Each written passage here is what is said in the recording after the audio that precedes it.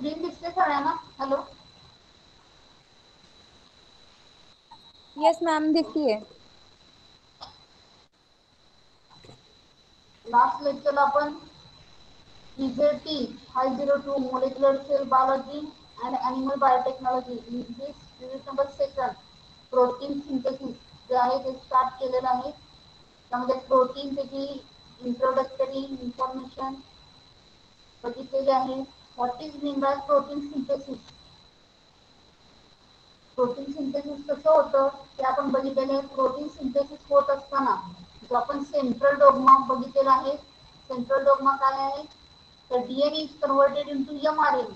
This process is called as transcription, and mRNA is converted into protein. This process is called as translation. This transcription plus translation is called as protein synthesis. But हे होत असताना ते अगोदर काय होते? DNA चे जे आहे ते रेप्लिकेशन हे होत असतं। म्हणजे युनिट नंबर फर्स्ट जे आहे त्यामध्ये तुम्हाला त्याच्या अगोदरची प्रायमरी इंट्रोडक्टरी लेक्चर आहे। इंट्रोडक्शन काही इन्फॉर्मेशन त्याच्यातून तुम्हाला मिळेल। डीएनए रेप्लिकेशन नंतर त्यानंतर काय होतं? ट्रान्सक्रिप्शन, लास्टला तिथे ट्रान्सलेशन होत असतं। आता इथं आपण आरएनए डीएनए आरएनएचे काही फंक्शन्स बघितलेले आहेत। म्हणजे ते mRNA आहे। आज आपण हे बघतोय, परत एकदा रिपीट करतोय कारण की ह्याच्याशी रिलेटेड तुमचा नेक्स्ट टॉपिक आहे। त्यामध्ये functions of different RNA RNA मध्ये थ्री डिफरंट टाइपचे आरएनए प्रेझेंट असतात।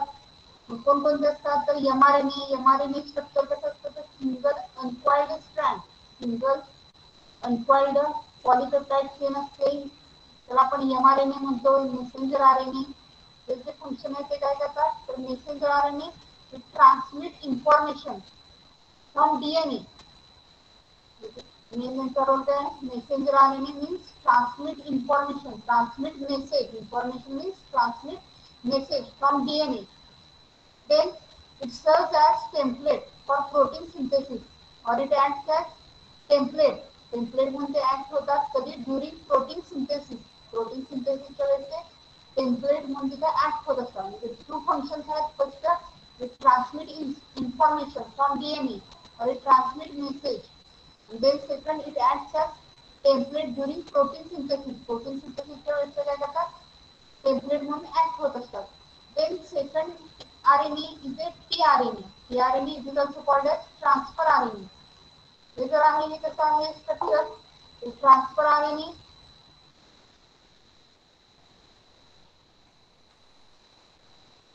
Transfer RNA is a single strand or folded single strand जे आहे त्यामध्ये काय झालेले फोल्ड झालेले असतात।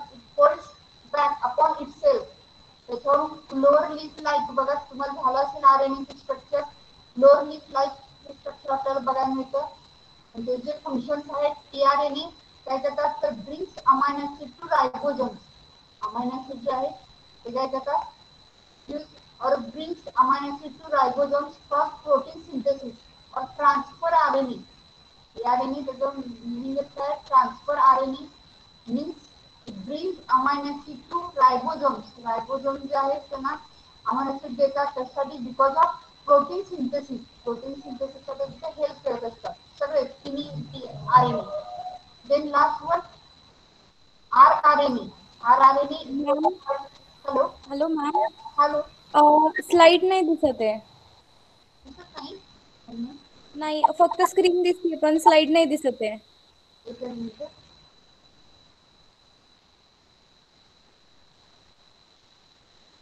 आता हॅलो हॅलो मॅम, नाही प्रेझेंट नाही झाली अजून एक स्क्रीन। मिनिट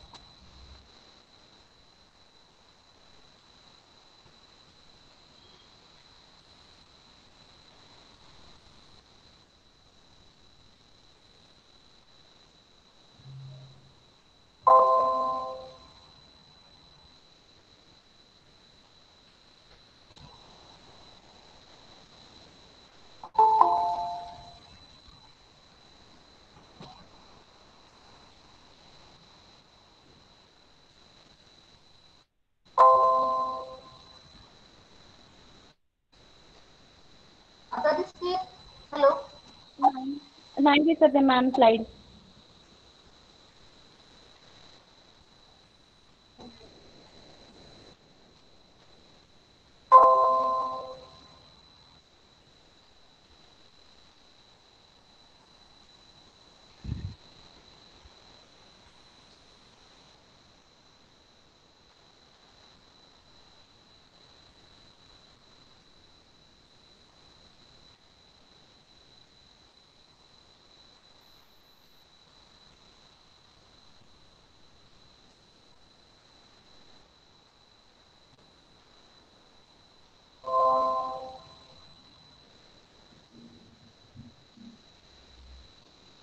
दिसतीये आता.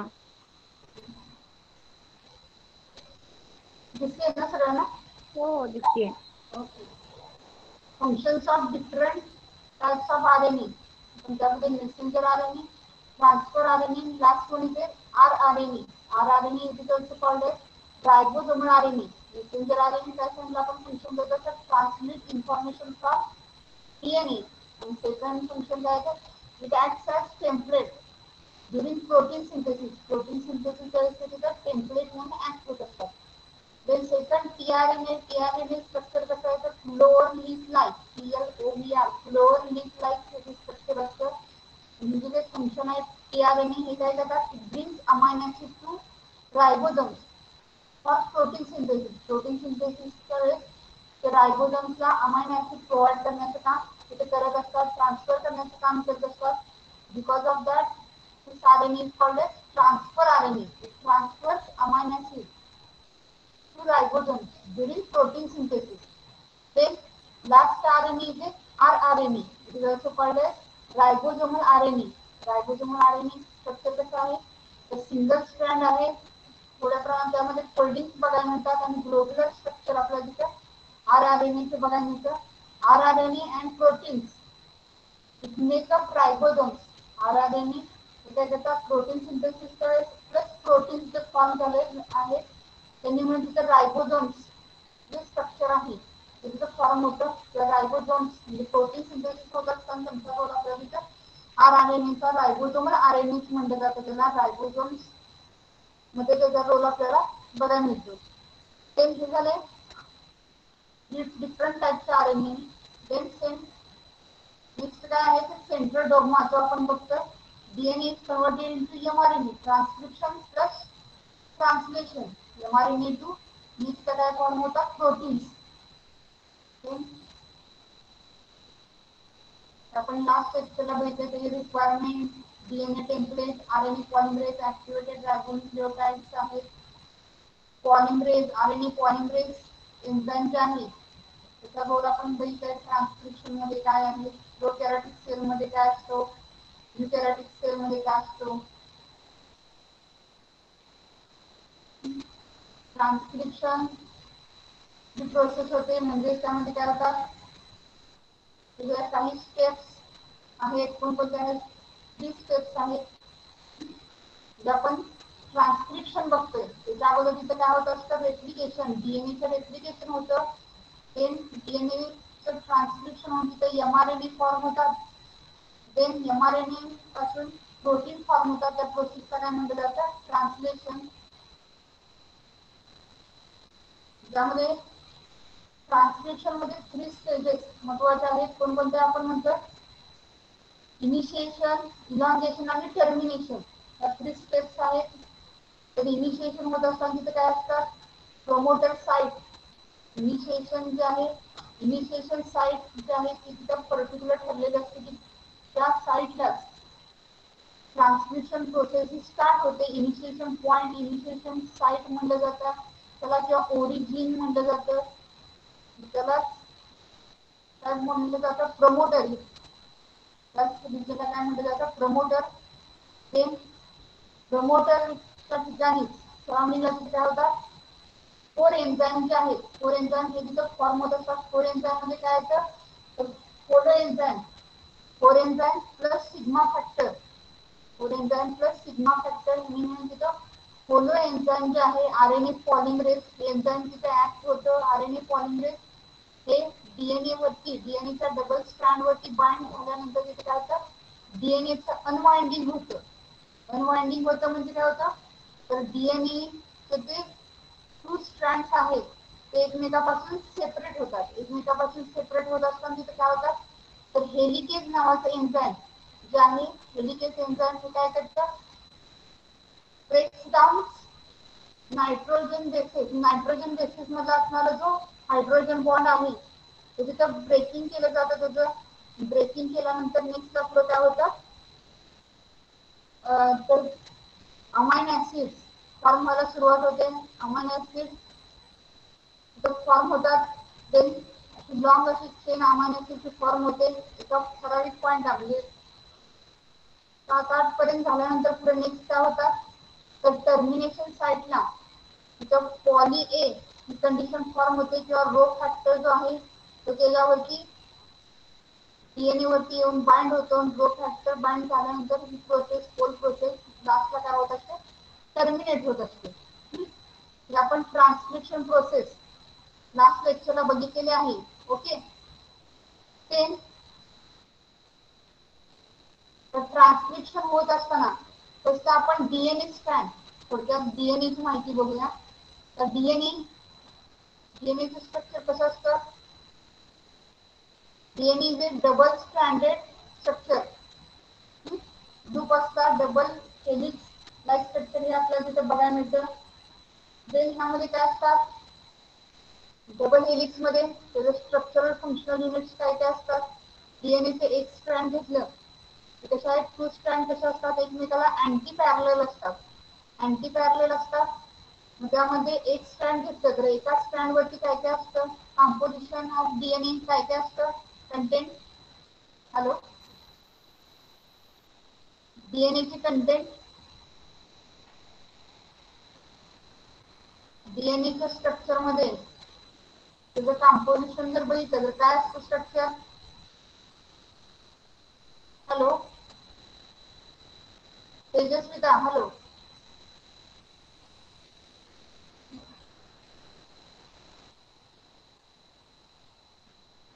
हॅलो, आवाज येतोय, हॅलो. नाही येत मिस, नीट आवाज क्लिअर नाही येते. बरं, डीएनएचं कॉम्पोजिशन, हॅलो आवाज येतोय,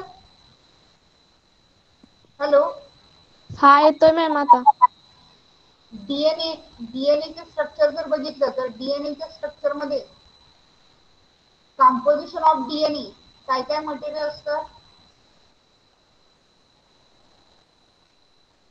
हॅलो,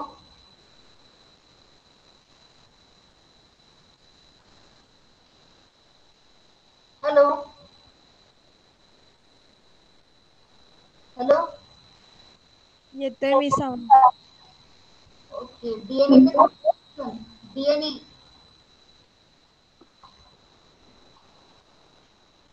हॅलो,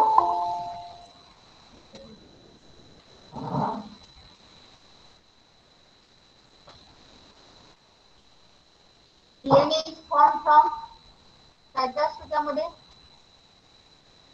त्यामध्ये जे नायट्रोजन बेसेस असतात बघा, त्या नायट्रोजन बेसेस जे आहेत त्यांच्यामध्ये एक बॉन्ड असतो.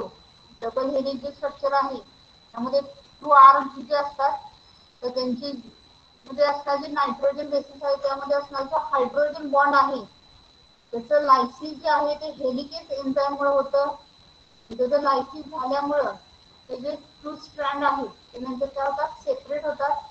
सेपरेट झाल्यानंतर त्याच्यावरती नेक्स्ट जे आहेत अमाइन ऍसिड किंवा ते टेम्पलेट त्याचा complementary next amine acid form होत असतात. अशी पॉलीपेप्टाइड चेन एमआरएनए जे आहे ते तिथं फॉर्म होत असतं. Then transcription, next post transcriptional modification. Post transcriptional modification means it is also called as post transcriptional modification. Post transcriptional modification after transcription. Transcription झाल्यानंतर पुढची स्टेप येते, it is called as post transcriptional modification किंवा त्याला को transcriptional modification असं म्हटलं जातं. त्याची डेफिनेशन काय सांगितली जाते, तर post transcriptional modification is a set of biological process काय बायोलॉजिकल प्रोसेसचा सेट आहे. Then common to most of eukaryotic cell, सगळ्या युकॅरियोटिक सेल मध्ये मोस्टली आपल्याला बघायला मिळतो by which and RNA primary transcript is chemically altered. जे आरएनए एमआरएनए जे फॉर्म झालेले आहेत प्रायमरी ट्रान्सक्रिप्ट केलेले आहेत किंवा ट्रान्सक्रिप्शन झाल्यानंतर जो आरएनए जे फॉर्म झालेले आहेत त्यांच्यामध्ये पुढे काय होतंय, is chemically Altered following transcription. त्यामुळे चेंजेस होत असतात. हे चेंजेस कसे होत असतात किंवा त्याला काय म्हटलं जातं, the transcribed RNAs are only precursor of different types of RNA. हे mRNA पण ट्रान्सक्रिप्शन प्रोसेसचा जो बाय प्रोडक्ट आहे त्याला काय म्हणतो, mRNA म्हणतो. मेसेंजर आरएनए जे फॉर्म झालेले आहेत ते जे मेसेंजर आरएनए आहेत पुढे त्यांचं काय होतं, इट ऍक्ट्स ॲज प्रिकर्सर. कशासाठी, for different types of RNA. Different types of RNA form होण्यासाठी ते तिथे प्रिकर्सर म्हणून ऍक्ट होतात. तसंच त्या आरएनएलाच आपण काय म्हणतो, this RNA is called as hybrid RNA.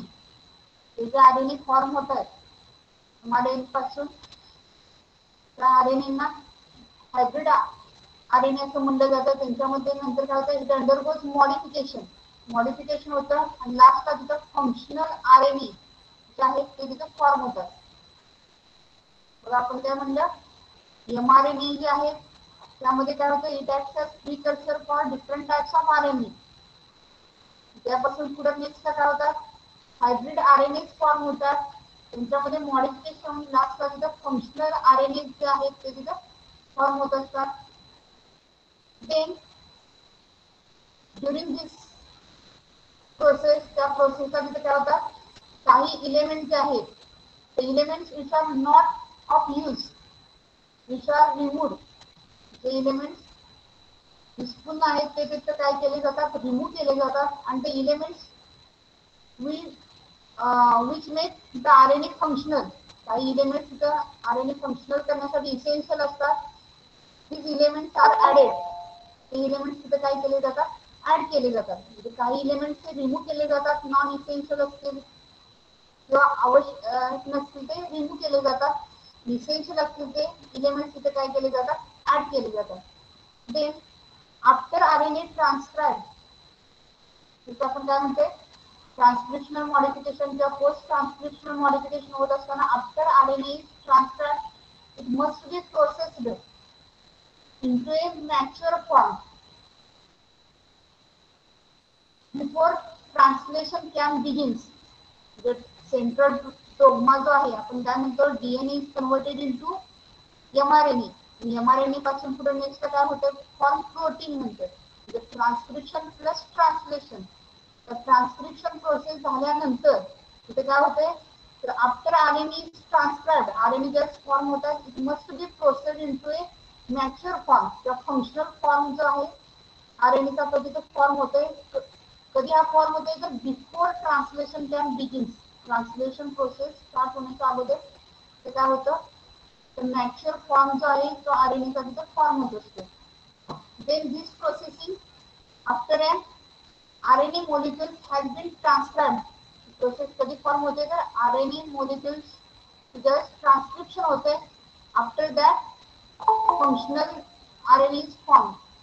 Then, but before it is translated into a protein, but he process कशाच्या अगोदर होते, तर ट्रान्सलेशन जी प्रोसेस आहे त्याच्या अगोदर आपल्याला ही पोस्ट ट्रान्सक्रिप्शनल मॉडिफिकेशन जे आहे ते तिथे आपल्याला झालेलं बघायला मिळतं.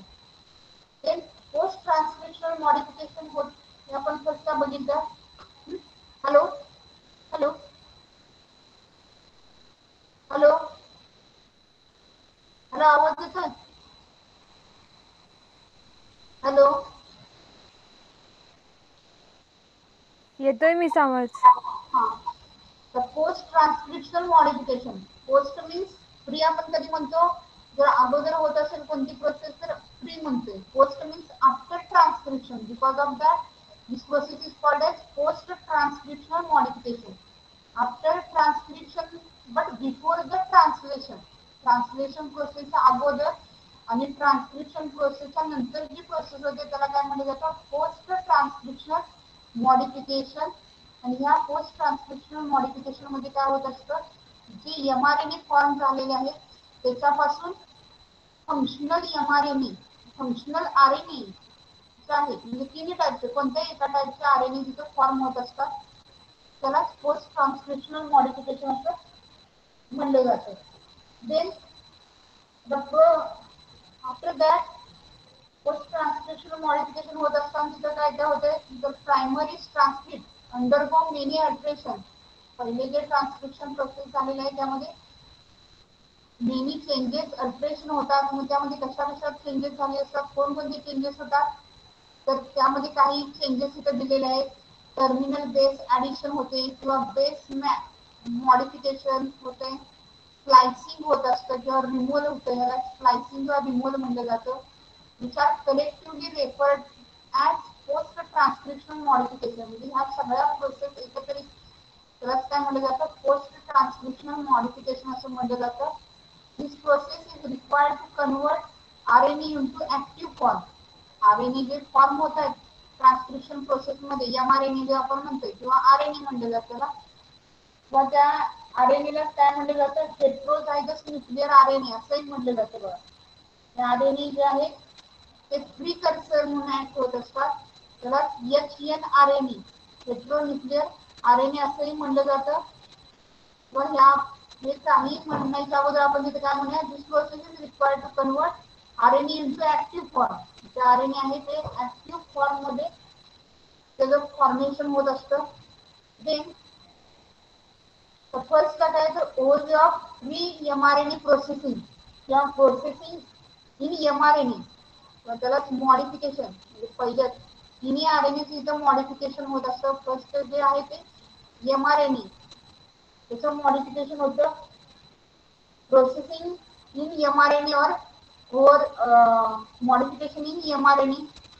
तिथे काय होतं, तर प्री एमआरएनए प्रोसेसिंग इन्क्लूड्स, मग त्यामध्ये काही प्रोसेस होत असतात. मग त्यामध्ये 5' कॅपिंग म्हणलं जातं, पहिली स्टेप आहे किंवा त्याला कॅपिंग म्हणलं जातं. देन सेकंड जे आहे 3' पॉलीॲडिनिलेशन आहे, आणि लास्टला इंट्रॉन स्लायसिंग.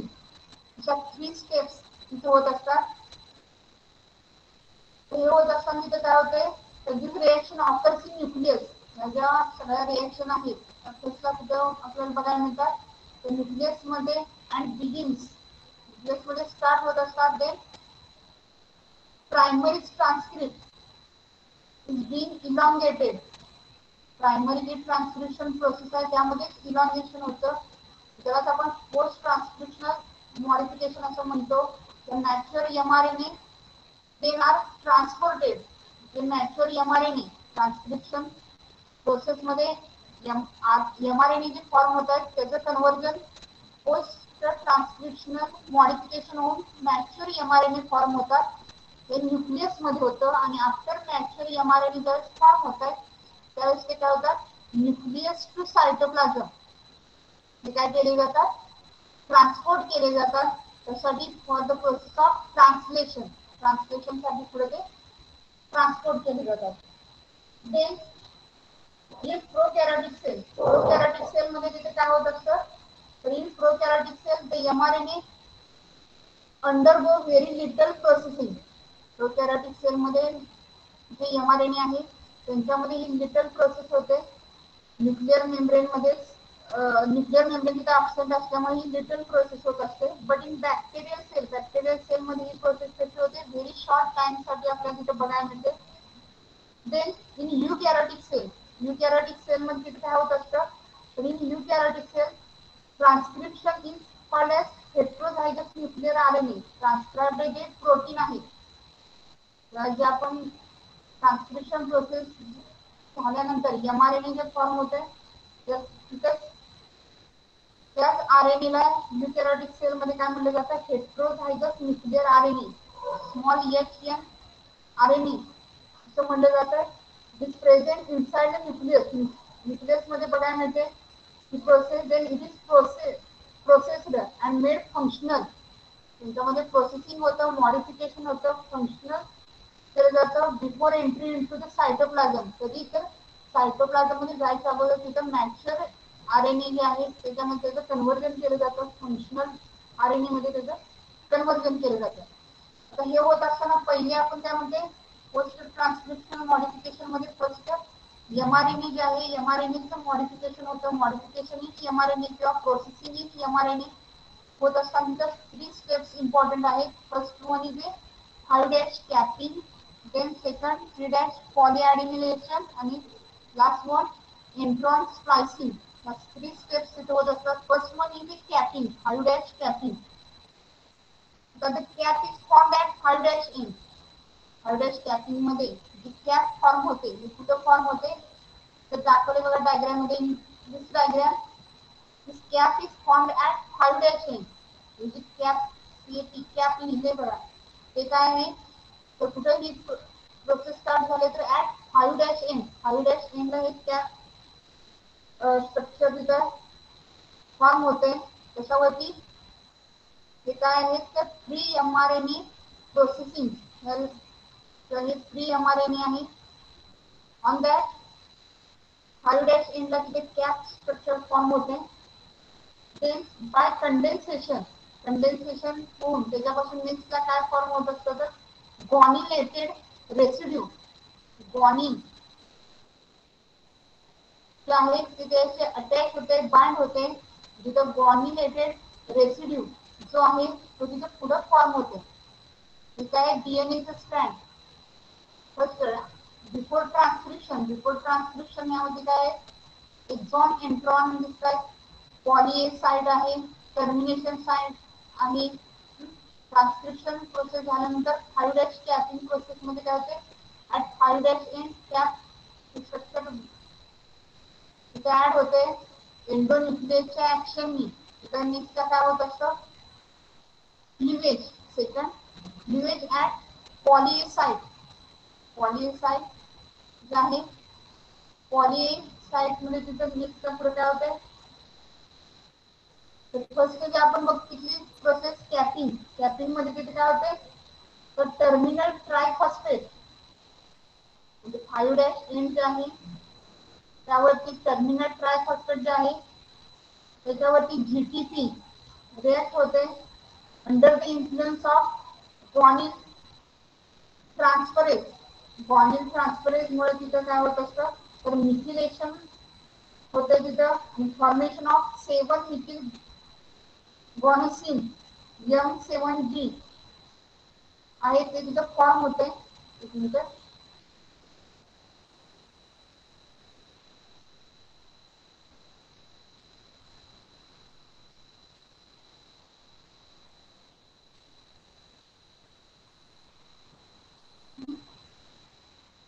आफ्टर कॅपिंग काय म्हणतो आपण तिथं गॉनिन किंवा गॉनिलेटेड रेसिड्यू फॉर्म होते. गॉनिन हा काय नायट्रोजन बेसेस मध्ये नायट्रोजन बेसेस कोणकोणते असतात डीएनए मध्ये. हॅलो हॅलो हॅलो हा मिस. नायट्रोजन बेसेस डीएनए मध्ये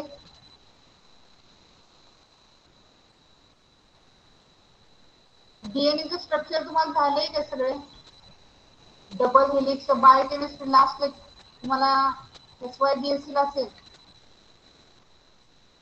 डीएनएचं structure. Hello purine ma'am purine purines आणि पिरिमिडिन्स. तर त्यामध्ये कोणकोणते असतात नायट्रोजन बेसेस प्युरिन्स पिरिमिडिन्स आहेत. त्यामध्ये प्युरिन्स मध्ये काय येतात पिरिमिडिन्स मध्ये कोण ॲडेनिन ग्वानिन हा ॲडेनिन ग्वानिन नंतर थायमिन सायटोसिन. थायमिन. सायटोसिन. हा म्हणजे यामध्ये जे ग्वानिन आहे at capping process capping step जे आहे त्यामध्ये काय होत असतं गॉनिलेटेड रेसिड्यू फॉर्म होते. तर गॉनिलेटेड रेसिड्यू फॉर्म होत असताना काय होतंय तर cap is formed at 5' end. R' एंडला तिथे कॅप फॉर्म होते बाय कंडेन्सेशन. कंडेन्सेशन प्रोसेसमुळे तिथे काय होते, ग्रॅन्युलेटेड रेसिड्यू म्हणजे फर्स्ट स्टेप आहे. त्यानंतर जे बाय प्रोडक्ट फॉर्म होतोय तो म्हणजे काय आहे, तर तिथे ग्रॅन्युलेटेड रेसिड्यू फॉर्म होते. ते फंक्शन ऑफ कॅप, कॅपिंगचे काही फंक्शन आहेत. तर कॅप फॉर्मेशन हे काय करतात, तर it protects the mRNA from degradation of nucleases. Nucleus मध्ये व्हेरियस न्यूक्लिएजेस एन्झाइम्स असतात, तर त्याच्यापासून प्रोटेक्शन, त्याच्यापासून प्रोटेक्शन मीन्स डिग्रेडेशन हे होत असतं, त्यापासून प्रोटेक्ट करण्याचं काम कॅपिंग प्रोसेस करत असते. देन सेकंड काय फंक्शन सांगितलं जातं, तर it is necessary for formation of initiation complex. Initiation complex जो फॉर्म होत असतो, तर त्यासाठी तिथं कॅपिंग महत्वाचं आहे, इम्पॉर्टंट आहे. The cap formation is protects mRNA for degradation by nucleases. Various nucleases enzymes मुळे तिथे काय होतं, तर mRNA चं डिग्रेडेशन होऊ शकतं. आणि बिकॉज ऑफ कॅपिंग प्रोसेस मुळे काय केलं जातं, प्रोटेक्ट केलं जातं mRNA. देन सेकंड स्टेप आहे टेल फॉर्मेशन और it is also called as polyadenylation. Second step काय म्हणतो आपण, पॉलीएडिनिलेशन जे आहे तिथं होतं. आता पॉलीएडिनिलेशन, पॉली मीन्स मेनी आणि ॲडिनिलेशन मीन्स तिथं काय होतं, ॲडिनिन जो नायट्रोजन बेस आहे त्याचं ऍडिशन होत असतं. आता हे होत असताना तिथे काय होतं, किंवा त्याला टेल फॉर्मेशन असे म्हणलं जातं. प्रोसेसला polyadenylation is called as tail formation means to the 3' end. 3' end जे आहे त्या 3' एंडला काय होत असतं, at the 3' end of mRNA about 200 to 210 adenylated residue is added at 3' end. 3' end ला तिथे काय होते, mRNA च्या 3' end ला 200 to 210 तिथे adenylated residue जे आहे किंवा पॉली ए म्हणले बघायचं, poly A polymerase plus ATP plus प्रोसेसला काय म्हटलं जातं, पॉली ॲडिनिनेशन म्हटलं जातं. मीन्स पॉली ॲडिनिन्स जे आहेत ते तिथे ऍड होत असतात. Where it adds, तर it adds on 3' end. 3' end वरती हे तिथे ऍड होत असतात, त्याला पॉली ॲडिनिनेशन असं म्हटलं जातं. Then this addition of adenine, adenylated residue जो आहे त्याचे ॲडिशन इथं होत असते. Then it becomes poly A tail. ह्याला काय म्हटलं जातं, हे tail like structure poly A tail. Many adenine असलेली तिथं टेल फॉर्म होते, त्याला पॉली ए टेल म्हटलं जातं. ह्यामध्ये पॉलिमरेज एन्झाइमचा इम्पॉर्टंट रोल आहे, प्लस ATP मॉलिक्यूल तिथे ऍड होत असतात. त्या प्रोसेसला पॉली ॲडिनिनेशन असं म्हटलं जातं. इथं जे ॲरो दाखवलेले जे mRNA आहे त्यामध्ये काय दिसतंय, पॉली ए टेल. दाखवले बघा, ए म्हणले 3' एंडला ए नाव दिलेलं आहे. ए मीन्स तिथं ॲडिनिन हे अमायनो ऍसिड तिथं किंवा नायट्रोजन बेसेस जे आहे ते तिथं जास्तीत जास्त ऍड केलेले आहेत. तिथं पॉली ए टेल ही तिथं फॉर्म झालेले आपल्याला बघायला मिळते. The function of poly A tail किंवा प्रोकॅरियोटिक सेल मध्ये, त्या प्रोकॅरियोटिक सेल आहे त्या प्रोकॅरियोटिक सेल मध्ये do not have poly A tail. फक्त युकॅरियोटिक सेल मध्ये पॉली ए टेल आपल्याला बघायला मिळते. प्रोकॅरियोटिक सेल मध्ये poly A tail is absent. Function of this polyadenylation या प्रोसेसचं ह्या स्टेपचं काय फंक्शन सांगितलं जातं, तर poly A tail shortens with age. एजनुसार ह्याच्यामध्ये साईजमध्ये आपल्याला व्हॅरिएशन बघायला मिळतं. किंवा प्रोबॅबली फंक्शन्स ॲज ए mRNA स्टॅबिलायझर. हे काय करतात, mRNA ला स्टॅबिलाइज करण्याचं काम जे आहे ते पॉलीएडिनिलेशन ही स्टेप्स इथे करत असते. Last one is splicing. इथं म्हणले फोर्थ स्टेप कोणती आहे, मेन 3 स्टेप असतात. वन फर्स्ट काय आहे, कॅपिंग. कॅपिंग म्हणले. देन सेकंड डॅश पॉलीएडेनिनेशन आणि लास्ट वन इंट्रॉन स्प्लायसिंग किंवा त्याला आरएनए स्प्लायसिंग असंही म्हटलं जातं. तर what is mean by splicing? Splicing होतं म्हणजे तिथे काय होतं तर एमआरएनए किंवा युकॅरियोटिक सेलला ह्या एमआरएनएला काय म्हटलं जातं hetero this mRNA is called as heterozygous nuclear RNA. mRNA ला eukaryotic cell मध्ये काय म्हटलं जातं heterozygous nuclear RNA contains two types of nucleotides. म्हणजे दोन टाइपचे न्यूक्लिओटाइड्स असतात. दोन टाइपचे न्यूक्लिओटाइड म्हणजे कोणते असतात तर कोडिंग सिक्वेन्स जो असतो दिस सिक्वेन्स इज कॉल्ड एज एक्झॉन. ते दिसतात बँड्स आहेत रेड बँड आहे ब्ल्यू बँड आहे म्हणजे काय आहे एक्झॉन्स म्हणले जाते. एक्झॉन्स नेक्स्ट म्हणजे इथं आहेत बघा एक्झॉन्स EXON एक्झॉन्स आणि नंतर इंट्रॉन्स म्हणजे जो कोडिंग पार्ट आहे coding sequence is called as exon and non coding sequence is called as intron. Coding sequence आहे त्याला काय म्हणलं जातं एक्झॉन म्हणलं जातं. Non coding sequence is called as intron असं त्याला म्हणलं जातं. असे टू अल्टरनेटिव्हली अरेंज तिथे काय असतात एक्झॉन इंट्रॉन तिथे आपल्याला बघायला मिळतात. त्यांची अरेंजमेंट तिथं हेट्रोझायगस न्यूक्लियर आरएनए वरती बघायला मिळते. आता इथे काय होतात तर इंट्रॉन्स जे आहेत इंट्रॉन्स ते कसे असतात नॉन कोडेड असतात. दिस इंट्रॉन्स आर एक्साइज्ड काय म्हणलं जातं स्प्लायसिंग मध्ये इंट्रॉन स्प्लायसिंग मध्ये काय होतात introns means non coded part. तो नॉन कोडेड पार्ट जो आहे तो तिथे काय केला जातो एक्साइज केला जातो. एक्साइज केला जातो मीन्स त्याचा रिमूव्ह होतो तो पार्ट तो रिमूव्ह केला जातो फ्रॉम आरएनए पासून हा पार्ट काय केला जातो रिमूव्ह केला जातो. आणि ते एक्झॉन म्हणजे काय झाला तर कोडेड पार्ट हा काय केला जातो जॉईंड म्हणजे एक्झॉन आणि इंट्रॉन हे नेक्स्ट आपण इथलं दिसतात अल्टरनेटिव्हली अरेंज झालेले असतात. तर त्याचा एक्झॉन म्हणजे नॉन कोडेड पार्ट हा रिमूव्ह केला सॉरी एक्झॉन म्हणजे कोडेड पार्ट आणि intron means non coded part. Introns जो नॉन कोडेड पार्ट आहे हा रिमूव्ह केला जातो आणि एक्झॉन जे आहे कोडेड पार्ट हे ऍड केले जातात. आणि पुन्हा कुठे बघायला मिळतात हे तर एमआरएनए वरती बघायला मिळतात. देन ड्युरिंग स्प्लायसिंग ह्या प्रोसेसला काय म्हणलं जातं स्प्लायसिंग म्हणलं जातं. During splicing the cap at 5 dash in तर स्प्लायसिंग प्रोसेस चालू असते तर तिथे काय असते 5 dash in ला आपल्याला कॅप फॉर्मेशन झालेलं बघायला मिळतं. And poly A sequence at 3 dash in आणि पॉली ए सिक्वेन्स हा कुठं आहे 3 dash in वरती आपल्याला बघायला मिळतो. इज नेव्हर डिस्कार्डेड इथं आपण ही जे आहे हे डिस्कार्ड करू शकत नाही. इथं काय होतं तर functional mRNA diffuse through the nucleopore ह्याच्यापासून तिथं काय केलं जातं इंट्रॉन रिमूव्ह केले जातात एक्झॉन्स ऍड केले जातात आणि तिथं काय होतं फंक्शनल एमआरएनए फॉर्म होतात. फंक्शनल एमआरएनए हे काय होत असतात diffuse through nucleopore nuclear membrane through हे काय होतात डिफ्यूज होतात into the cytoplasm and comes into the cytoplasm. लास्टला जे मॅच्युअर एमआरएनए आहे ते फॉर्म होतं आणि ते कुठे येतं it goes into the cytoplasm म्हणजे न्यूक्लियस आणि सायटोप्लाझम याच्यामध्ये स्मॉल असे पोर्स असतात न्यूक्लियर मेम्ब्रेन वरती. न्यूक्लियर मेम्ब्रेन जे आहे त्यावरती मायन्यूट स्मॉल पोर्स असतात. This pore is called age न्यूक्लिओपोर.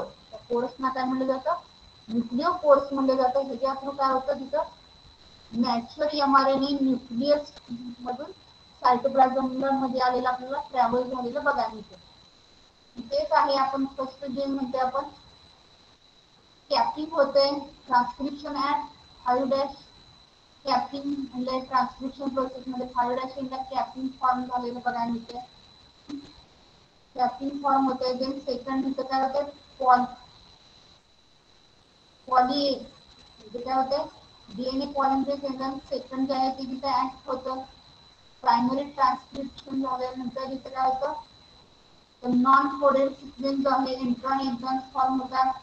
लिव्हेज होतं इथं ह्याचं लिव्हेज झाल्यानंतर तिथे काय होतं असतं पॉलीएडेनिनेशन होते. पहिला लिव्हेज होते ब्रेकिंग होते त्याचं नको असलेले पार्ट काढून टाकला जातो. देन तिथं पॉलीएडिनेशन, ॲडेनिन रेसिड्यू जो आहे तो तिथे ऍड केला जातो आणि लास्टला तिथे स्प्लायसिंग होतं आणि नॅचरल mRNA जे आहेत ते तिथं फॉर्म होत असतात. ते दाखवले एक्झॉन, इंट्रॉन. एक्झॉन हे अल्टरनेटिव्हली तिथं अरेंज झालेले असतात. स्प्लायसिंग ऑफ मेसेंजर RNA म्हणजे काय केलं जातं, स्प्लायसिंग होतं म्हणजे तिथे काय केलं जातं, इंट्रॉन्स हा काय आहे तर नॉन कोडेड पार्ट आहे, एक्झॉन्स हा कोडेड पार्ट आहे. Splicing means RNA splicing means introns जे आहेत त्यांना रिमूव्ह केले जातात आणि एक्झॉनचे फक्त ऍडिशन होते. तर इथं इन बिटवीन टू एक्झॉनच्या मध्ये जो इंट्रॉन आहे त्याच्या इथं काय होते, तो रिमूव्ह होतोय, RNA स्प्लायसिंग होते म्हणजे हा रिमूव्ह केला जातो, काढून टाकला जातो आणि त्यामध्ये एक्झॉनचे ऍडिशन होते. तिथं त्यालाच आपण काय म्हणतो RNA स्प्लायसिंग. आणि लास्टला मॅच्युअर प्रोटीन. मॅच्युअर प्रोटीन म्हणायचं की RNA जे आहेत ते तिथं फॉर्म होत असतात. सेम तेच सांगितलेलं आहे.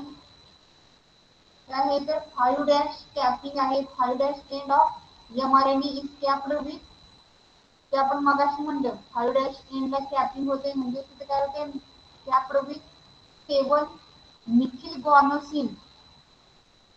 हॅलो हॅलो मिथिल गॉनोसिन हे तिथे फॉर्म होते by an unusual 5' triphosphate linkage. 5' एंडला कॅपिंग होते तिथे मिथिल गॉनोसिन तिथे ऍड होत असतं. Then the triphosphate linkage form होत असतं. देन सेम म्हणजे काय म्हटलं जातं, S adenosyl methionine. S adenosyl methionine जे आहे तिथं फॉर्म होत असते. हा काय तर is the donor of methyl group. Methyl group हा डोनेट करतो. कॅपिंग होते म्हणजे काय होते, 5' कॅपिंग मध्ये ही प्रोसेस होत असते.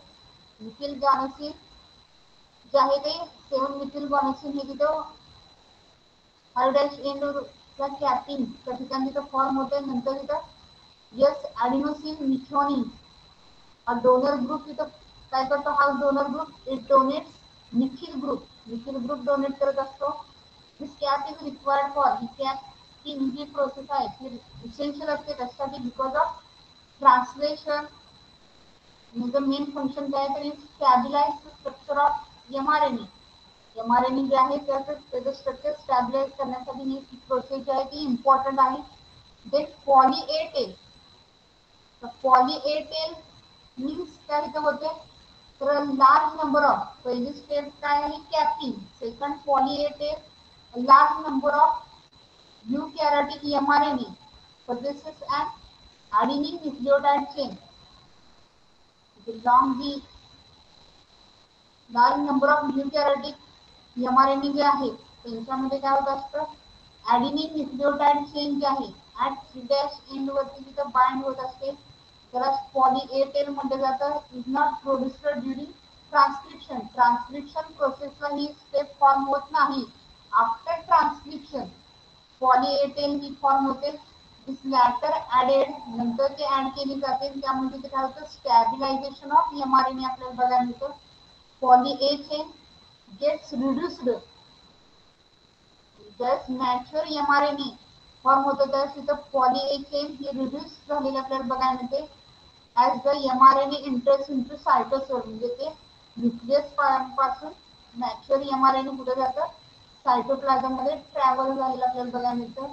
आणि स्प्लायसिंग फर्स्ट स्टेप जे आहे इंट्रॉन स्प्लायसिंग किंवा इंट्रॉन अँड देअर रिमूव्हल म्हणजे या प्रोसेसला स्प्लायसिंग म्हणतो आपण. Introns are the intervening nucleotide sequence. The non-coded sequence आहे हा in mRNA which do not code for proteins. म्हणजे त्याच्यापासून कोणतेही प्रोटीन तिथं फॉर्म होत नाही म्हणजे त्याला नॉन कोडेड पार्ट म्हणलं जातं किंवा इंटरव्हेनिंग न्यूक्लियोटाइड सिक्वेन्स असं म्हणलं जातं. आणि exons of mRNA possesses genetic code म्हणजे एक्झॉन्स जे आहे ते पर्टिक्युलर टाईपचा अमायनो ऍसिड तिथं फॉर्म करतात किंवा पर्टिक्युलर असं प्रोटीन तिथं फॉर्म करतात म्हणजे त्याला कोडेड पार्ट म्हणलं. आणि intron non coded part. Then removal होतं म्हणजे काय होतं, the removal of introns is promoted by small nuclear ribonuclear particles इंट्रॉनचे रिमूव्ह केले जातात किंवा स्प्लायसिंग होतं, म्हणजे त्यामध्ये रोल कुणाचा महत्वाचा आहे, तर small nuclear ribonuclear protein particle SNRNP, small nuclear ribonuclear proteins जे आहेत त्यांचा रोल इथं महत्वाचा आहे. हे कुठे असतात तर इन न्यूक्लियस मध्ये ते काय करतात, इंट्रॉनच्या रिमूव्हलला हेल्प करत असतात. SNRNPs are formed by the association of small nuclear RNA join होऊन इथं SNRNP फॉर्म होतं. लास्ट त्यापासून प्रोटीन जे आहेत लायसोसोम, ह्या SNRNAला काय म्हणलं जातं, लायसोसोम म्हणलं जातं. Removal of intron is used to represent SNRNPs associated with SNRNAs heteronuclear RNAशी असोसिएटेड असतात, म्हणजे mRNAशी रिलेटेड असतात. At the exon intron junction, तिथे एक्झॉन इंट्रॉन जंक्शनच्या ठिकाणी ते ऍक्ट होतात. तिथे इंट्रॉनचं रिमूव्हल केले जातात इंट्रॉन आणि जॉईनिंग ऑफ एक्झॉनचं जॉईनिंग होतं. तिथं मॅच्युअर RNA जे आहे तो तिथे फॉर्म होतो. Post transcriptional modification of mRNA occurs in nucleus मध्ये बघायला मिळते आणि mature RNA then enters into the cytosol मध्ये नंतर हा RNA पुढे सेंड केला जातो. Okay, hello hello hello hello हा मॅम. आवाज येतो? हो हो येतोय. ओके, म्हणजे आज आपण मॉडिफिकेशन किंवा प्रोसेसिंग mRNA फक्त आपण आज प्रोसेसिंग बघितलेलं आहे किंवा modification in mRNA, post transcriptional modification in RNA. आपलं तुमचं पुढचं बिटचं नाव काय आहे, post transcriptional modification in RNA. म्हणजे आफ्टर ट्रान्सक्रिप्शन प्रोसेस झाल्यानंतर जे RNA फॉर्म होतात त्या RNA मध्ये मॉडिफिकेशन होऊन काय होते, मॅच्युअर RNA जे आहेत ते फॉर्म होत असतात. म्हणजे RNA यूकॅरियोटिक सेल मध्ये काय असतात, SNRNA जे इमॅच्युअर असतात, त्या आपण म्हणून इमॅच्युअर म्हणतो इथं, त्याच्यापासून मॅच्युअर SNRNA फॉर्म होतात. त्याला पोस्ट ट्रान्सक्रिप्शनल मॉडिफिकेशन म्हटलं जातं. पहिल्यांदा एक प्रोसेस कुठं होत असते, न्यूक्लियस मध्ये मॅच्युअर झालेले RNA जे आहेत ते खातात थ्रू न्यूक्लियोपोर, म्हणजे न्यूक्लियर मेम्ब्रेन वरती जे न्यूक्लियर पोर असतात त्या थ्रू ते येतात सायटोप्लाझम मध्ये येतात. त्यामध्ये तिन्ही RNA मॉडिफिकेशन होत असतं. त्यामध्ये फर्स्ट आपण फक्त आज काय बघितलंय आजच्या लेक्चरला, mRNA processing in mRNA. Hello, त्यामध्ये कोणकोणत्या स्टेप्स बघितल्या, processing in mRNA. Hello hello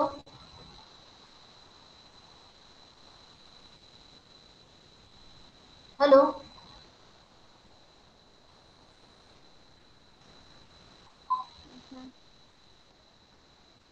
hello processing in mRNA आपण कोणकोणत्या 3 स्टेप्स बघितल्या. First one is capping. Hello, capping आहे. देन टेल फॉर्मेशन किंवा त्याला पॉलीएडिनिलेशन असं म्हणलं जातं. आणि लास्ट वनला काय, स्प्लायसिंग. 3 स्टेप्स कोणकोणत्या आहेत, तर पहिली कॅपिंग, देन सेकंड पॉलीएडिनिलेशन म्हणलं जातं किंवा त्याला टेल फॉर्मेशन म्हणलं जातं. आणि लास्टला जी थर्ड स्टेप होते त्याला काय म्हणलं जातं, स्प्लायसिंग म्हणलं जातं किंवा त्याला काय म्हणलं जातं, removal of non coding sequence किंवा रिमूव्हल ऑफ इंट्रॉन्स. त्यांचं रिमूव्हल होतं, रिमूव्हलायझेशन होत असतं, त्याला स्प्लायसिंग असं म्हणलं जातं. त्या 3 स्टेप्स आपण तिथे बघितलेले आहे. ओके, थांबूया, समजलं का. हॅलो ओके, थांबूया.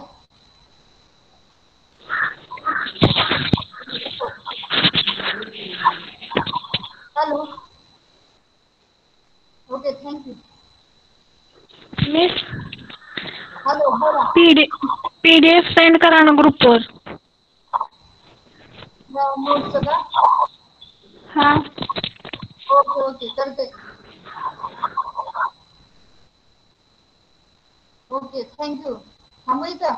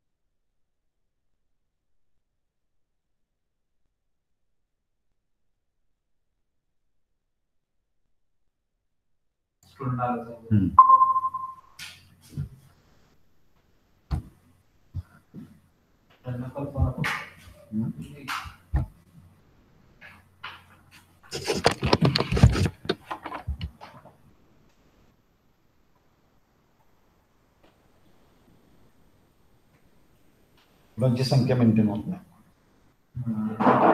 मुली वेळेवर येत नाही मागच्या लेक्चरला. आता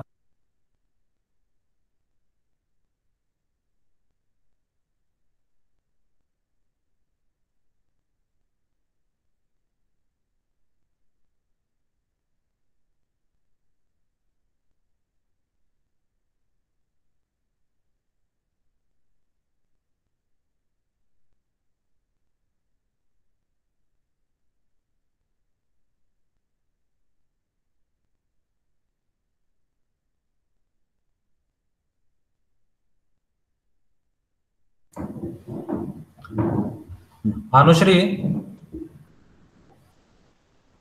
हॅलो. Yes sir.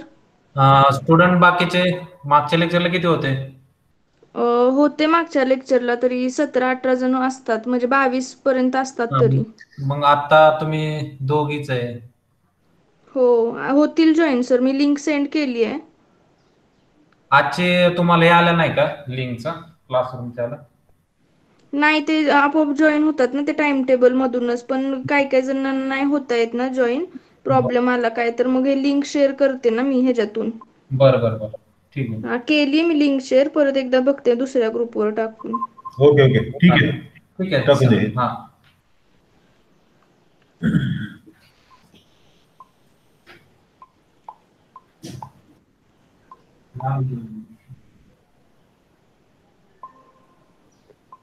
होतील जॉईन सर आता. ओके ओके, फोन देते. थांबूया आपण 5 मिनिटं. हा. 5 मिनिटांनी सुरू करूया.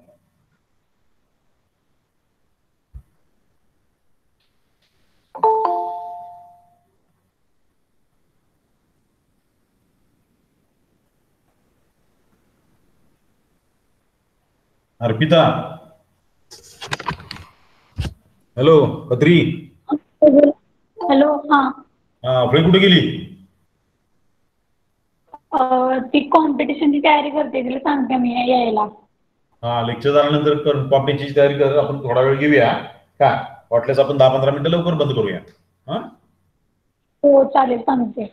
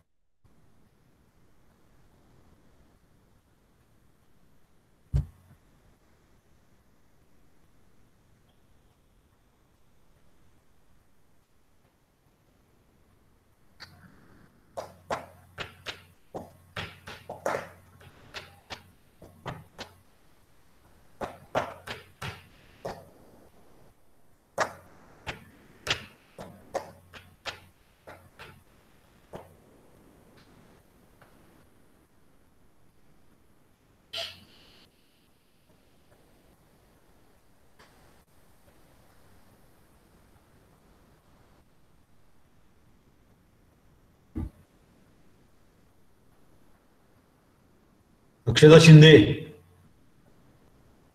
हॅलो. हा सर. प्रवेश पूर्ण झालाय का तुझा? हो झालाय. झालाय ना? हा. ओके.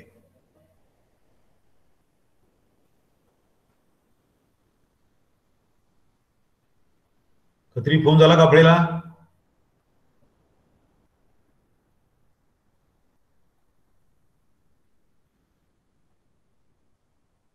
खत्री बाहेर पडली काय? हा सर, फोन करत असेल. फोन करत असेल. फोन पडली की फोन करताना बाहेर पडावं लागतं का? काय माहित नाही, पण इथला आवाज परत इथं आवाज येईल ना, म्हणून ती कदाचित लेफ्ट झाली असेल. हा. सर आहेत की.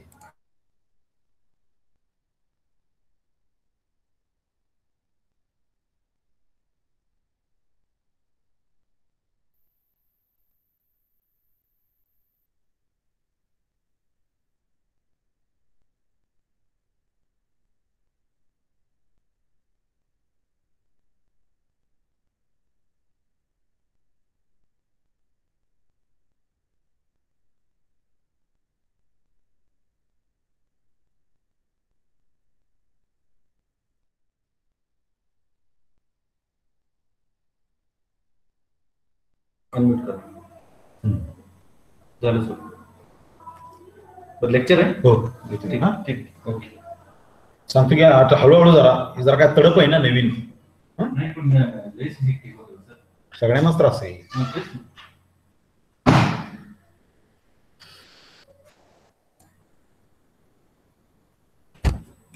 हॅलो, सुरू करायचं का आपण? Yes sir. ना.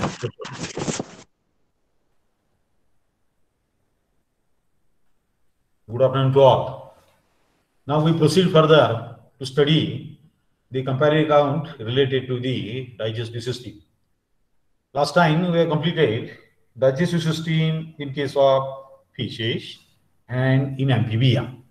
So we have completed representative example in fish, that is Paleodon, and in amphibia, that is frog. Now we are passing further towards the study of the next two classes, that is class Reptilia and class Apes. We are considering example from the class Reptilia, that is Uromastic, which is similar to the lizard, and in bird we are taking the example of the pigeon. Okay, now let me present the slide.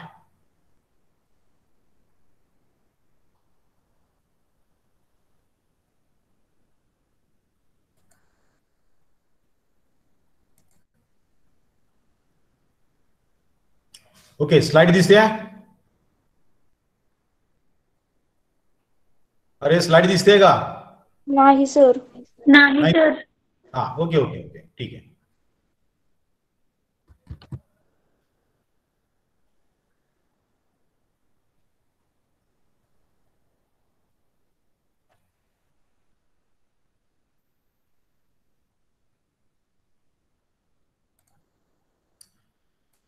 आता दिसते slide? Yes sir. दिसते ना? Okay, very good.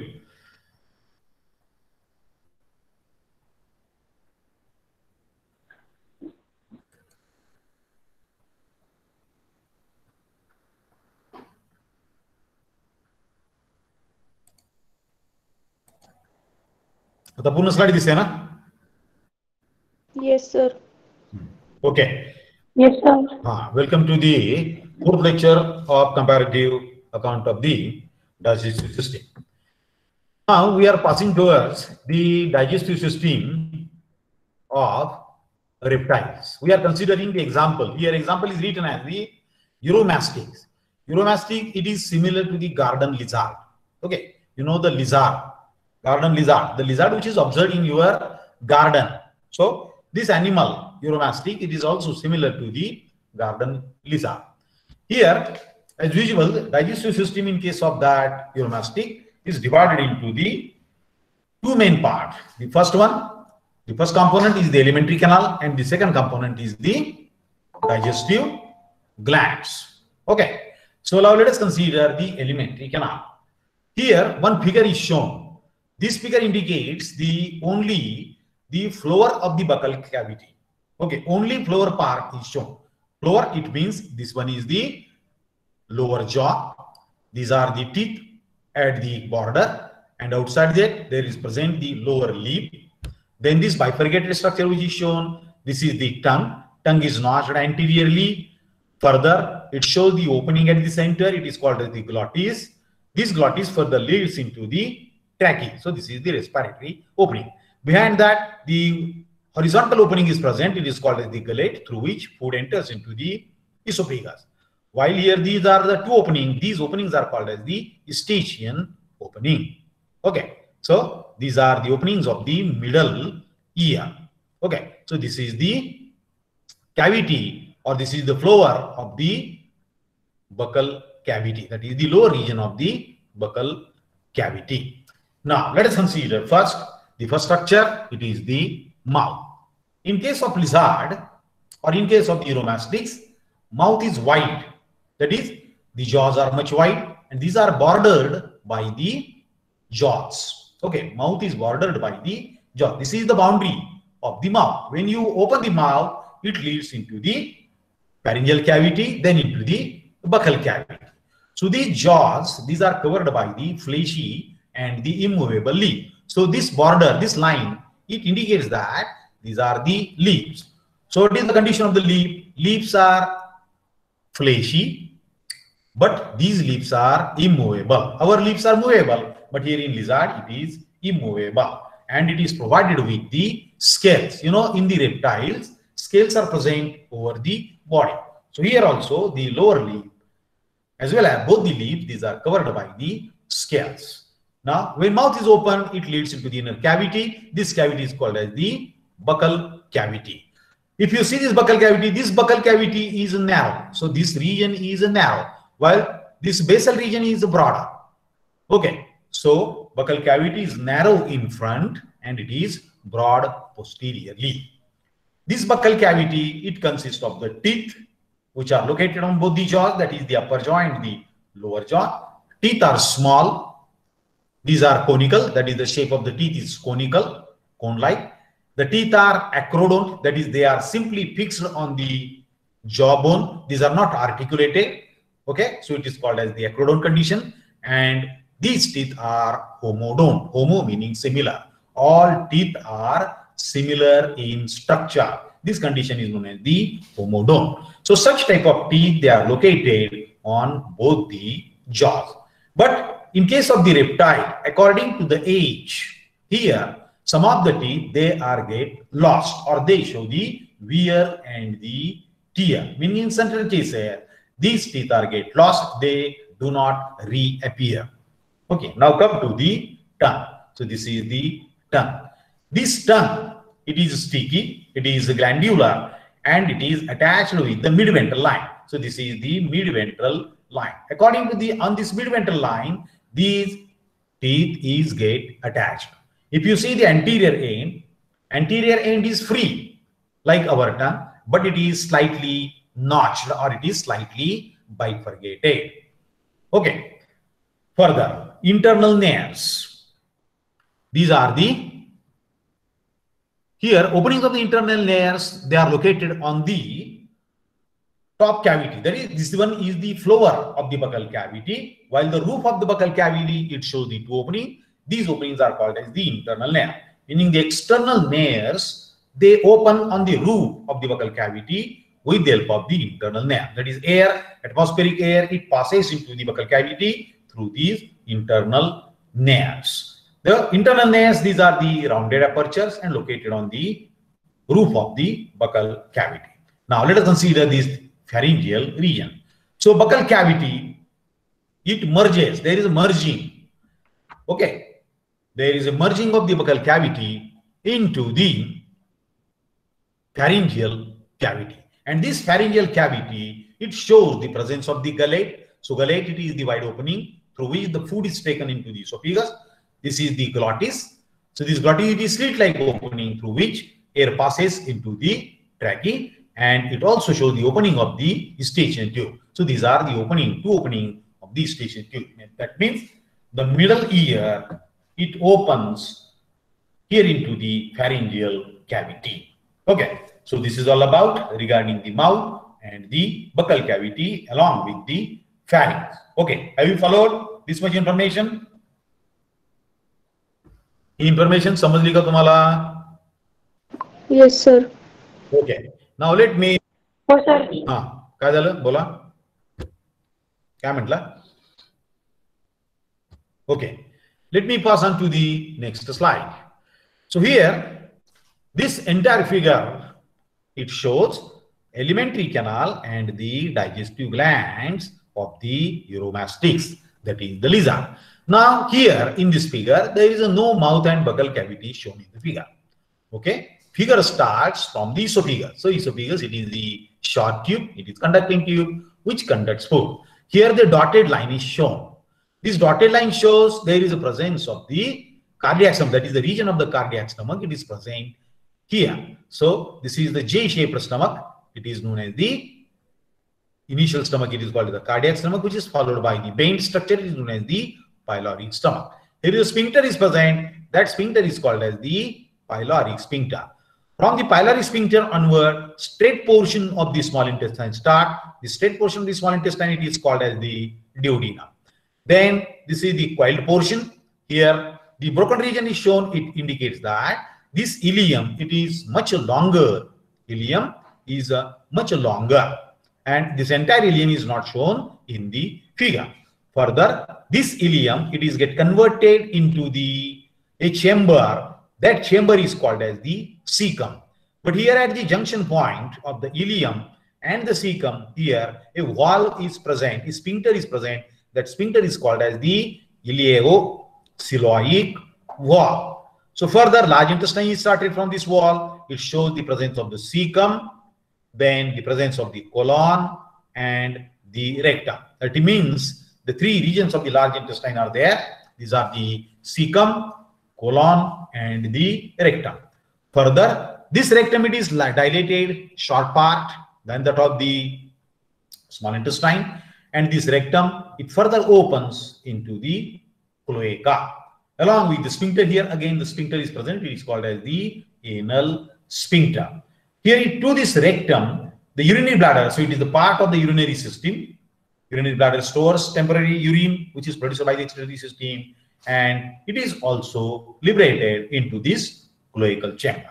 And this cloacal chamber, it opens outside by the cloacal aperture. So this cloacal aperture, it is also provided with wall, or it is also provided with the sphincter. So this is all about in brief regarding the digestive system of the uromastyx. Now come to the detailed information. The second part, it is the esophagus. So this tube, it is known as the esophagus. Esophagus starts from the buccal cavity onward, that is buccal cavity leading to the pharynx, and further this pharynx is continues into the esophagus. So the esophagus in case of lizard or in case of uromastyx, it is a long tube. It is narrow as compared to the stomach. It is narrow, but it is distensible. It is having the elastic property, and it is a muscular tube. Okay, it is present into the neck, meaning it passes through the neck, and further it joins with the stomach. That esophagus, it joins with the stomach. So this esophagus, it only acts as a conducting tube. It conducts the food material which is present into the buccal cavity. It is further passed into the stomach. So esophagus, it is the conducting elastic tube which conduct the food. Now come to the next part, that is the stomach. Now come to the stomach. So this entire region, this dotted line shows, and further this curvature, this entire bag, it is called as the stomach. So this stomach is located on the left side of the body cavity. This is left side of the body. This one is the right side of the body. So stomach is located on the left side of the body cavity. Anterior portion of the stomach, this is anterior broader portion of the stomach, it is called as the cardiac stomach. While this posterior narrow portion of the stomach, it is known as the pyloric stomach or the pyloric end. Further, this end point of this pyloric stomach, that is the terminal end of the pyloric stomach, it is constricted and it is converted into the pyloric sphincter or the pyloric wall. So what is the role of this pyloric wall? it guards or it protects the entry of food into the duodenum. Meaning here, the proper churning of the food material when it is carried out into the stomach, only then this pyloric sphincter is open, and such acidic paste of the food material, which is called as the chyme, it is passed into the forward direction, that is into the small intestine. And this is the initial part of the small intestine, which is straight part. It is called as the duodenum. Okay, now come to the small intestine. Here, stomach, it further lead into the small intestine. This region is called as the small intestine. So small intestine, it is longer than the length of the body. So it is coiled. It is a narrow coiled tube. And basically it is divided into the two parts. The first part, this is the straight tube. It is called as the duodenum. This is the anterior part, and it forms the U shape with the stomach. So this is the stomach. Here, the straight part, it forms such U-shaped structure. Okay, so it receives the bile and the pancreatic duct. That is the bile duct which are arising from the gallbladder and the liver, as well as the pancreatic duct from the pancreas. It opens separately into the duodenum. Okay, the next region, it is called as the ileum. Okay, so this ileum, it is the further continuation of the duodenum. That is, duodenum, it further continues into the ileum. And this ileum, it is longest coiled part, and it is having the internal folds for increasing area of secretion, digestion, and absorption. Okay, if you see the cross section, if you see the TS of the small intestine, then the innermost lining, it is called as the mucosa. That mucosa shows the folded nature. Okay, finger-like projections are there. So these folded nature, these are called as the mucosal folds, and these are showing the villi. So these villi, it increases the absorptive surface area, it increases the secretory surface area, as well as it increases the digestive surface area. So such a small intestine, it further joins with the large intestine. Now come to the large intestine. So large intestine, if you see, it shows the two regions. The first region, it is called as the colon. This region is called as the colon. And the further region, it is known as the rectum. So come to the colon. This colon, it is the anterior part. Colon, the anterior part of the colon, it is get dilated into the pouch-like structure. So this dilated pouch-like structure, it is called as the cecum. So at the junction point of the small intestine and this large intestine, the ileocoeloic valve is present, which is located internally at the junction of the ileum and the cecum. So this colon, it useful for the formation of the fecal matter. That is, undigested food is converted into the fecal matter, and only in that colon the water is absorbed. That is, excess water, it is reabsorbed back into the colon. The terminal portion is called as the rectum. So the rectum, it is the short and wide tube. So the fecal matter which is present into the colon, after absorption of the water, it is pushed forward into the rectum and converted into the feces. Okay, that fecal matter, it is further carried to the cloaca, that is the common chamber. And this common chamber, that is the cloacal chamber, it is provided with the sphincter wall. This common chamber cloaca, it is divided into the further three chambers. Cloaca. So this cloacal region, this is the entire cloacal region, it is divided into the three chambers. So it is called as the tripartite. Okay, this condition is called as the tripartite, meaning it is internally having three linear chambers. Linear meaning one by one chambers are present. So these are called as the three linear chambers are present into the cloaca. Anterior chamber, that is upper chamber, it is called as the coprodium. So this coprodium, it receives rectum. This is the rectum, where the rectum opens into the cloaca. This region is called as the coprodium. Middle chamber, it is called as the urodium. Here is the urinary bladder. Where the urinary bladder opens, that chamber is called as the urodium, which receives the ureters. That is, receives the urine from the ureter as well as the gonoduct. Gono meaning reproductive ducts. That is from both the side, the vas deferens, it opens into the middle chamber known as the urodium. Okay, urinary bladder, it is also open into the middle chamber. And the posterior chamber or the terminal chamber, it is called as the proctodium. So this proctodium, it opens outside with the help of the transverse aperture. The transverse aperture, it is called as the cloacal aperture. Okay, so this is all about regarding the alimentary canal. So we have started this alimentary canal from the mouth and here ended with the cloaca. So we have completed the first component of the digestive system, that is the alimentary canal. Okay, now come to the second component of the digestive system, that is the digestive glands.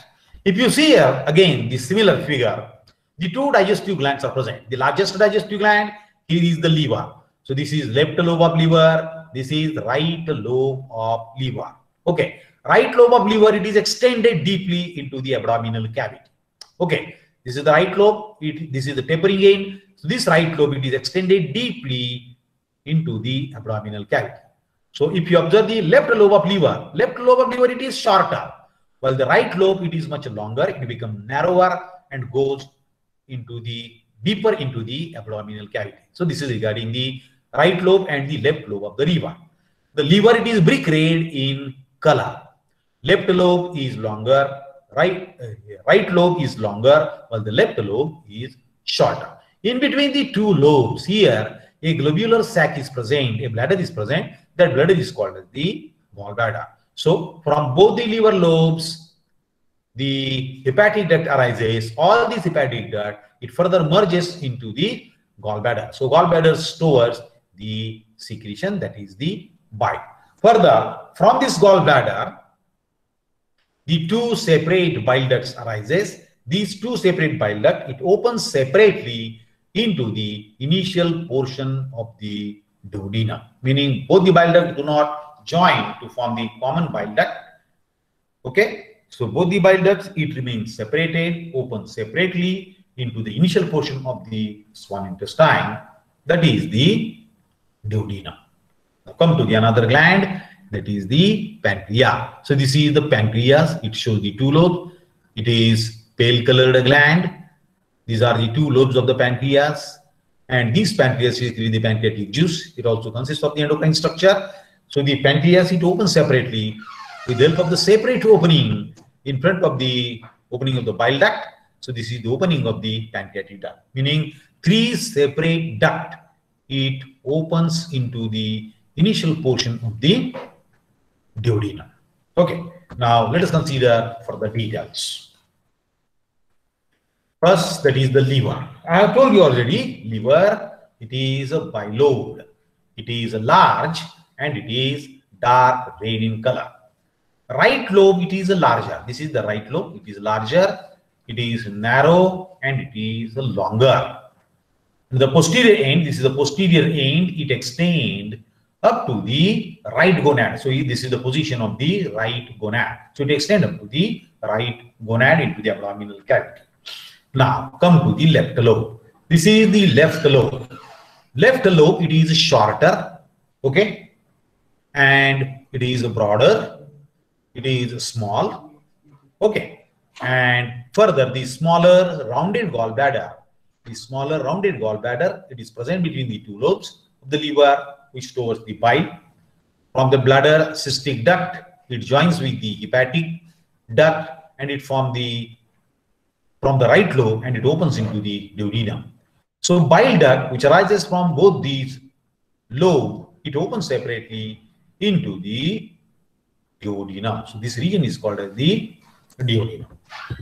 Now come to the second gland, that is the pancreas. You know that the pancreas is a dual gland, or it is called as the double gland, because it secretes, some part is exocrine and some part of the pancreas, it is endocrine in nature. So this pancreas, it is narrow, it is elongated, and it is whitish color, is whitish or pale white, and it is diffuse gland. It is located in the loop. So this is the loop of the stomach and the duodenum. In this loop, this pancreas is present. It is located in the loop between the pyloric stomach and the duodenum. I have told you it is a dual gland, that is both exocrine and the endocrine gland. So the exocrine part, it secretes the pancreatic juice, which containing enzymes, while the endocrine part, it secretes hormone. That is exocrine part, which is formed by the pancreatic acinia, which secretes the pancreatic juice. That pancreatic juice, it contains the different types of the enzymes. Say, for example, the protein digesting enzyme, the fat digesting enzyme, and the carbohydrate digesting enzyme.